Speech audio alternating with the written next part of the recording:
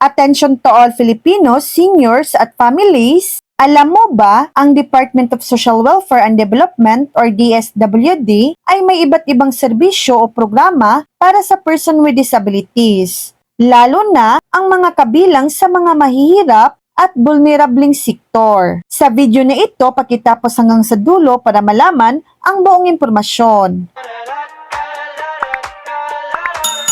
Narito ang tulong ng DSWD para sa mga person with disabilities. Sino-sino nga ba ang mga kinikilala bilang isang person with disability? Bata man o matanda na may kapansanan at nakakapagdulot ng limitasyon sa pang-araw-araw na gawain tulad ng pisikal, mental, intellectual, at psychosocial. Mga programa at serbisyo ng DSWD para sa inyo, una, Assistance to Individuals in Crisis Situation or AX. Pangalawa, Pantawid Pamilyang Pilipino Program or PURPIS. Pangatlo, Sustainable Livelihood Program. Pang-apat, Center Development Office or CDO. Panglima, Kalahi CIDSS. Mga karapatan bilang isang person with disability ayon sa batas, sa ilalim ng Magna Carta for Person with Disability, ang mga person with disabilities ay may mga pribilehiyo at pwedeng tumanggap ng sumusunod, tulad ng 20%